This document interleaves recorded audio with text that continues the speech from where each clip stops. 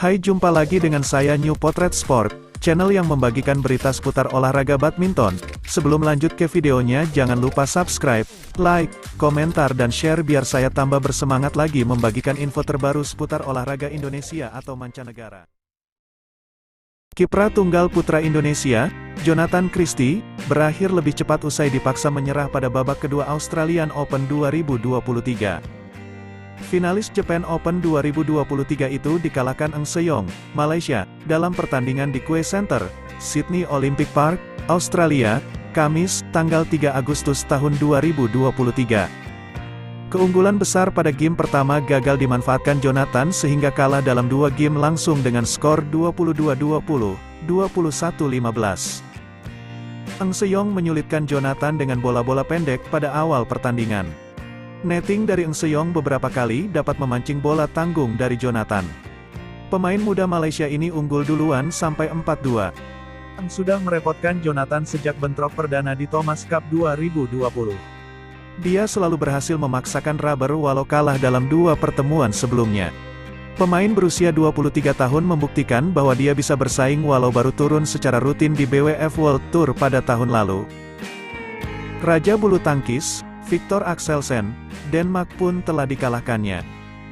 Eng membuat Axelsen menangis di All England Open 2023 usai disingkirkannya, 21-15, 9-21, 21-13, pada babak 16 besar. Sementara itu, Jonathan tak mau kalah dengan mengadu pola yang sama.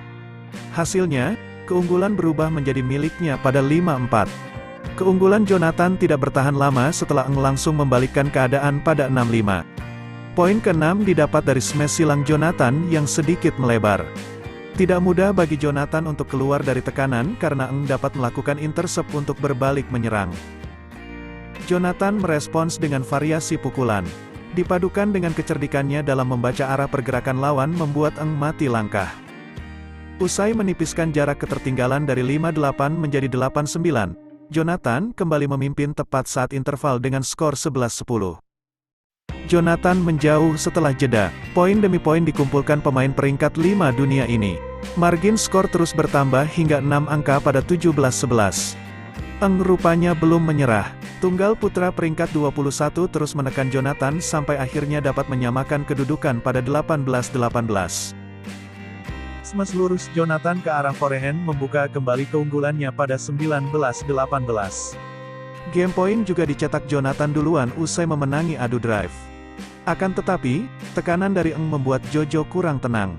Justru Eng yang dapat merebut game pembuka usai memenangi adu setting dengan skor 22-20. Belum ada tanda-tanda kebangkitan dari Jonathan pada game kedua. Dominasi Jonathan yang sempat terlihat pada game sebelumnya belum terlihat lagi. Jonathan masih terbawa permainan Eng sampai tertinggal jauh dengan 7 angka pada 3-10. Sejumlah kesalahan sendiri dari Eng kembali membuka peluang Jonathan.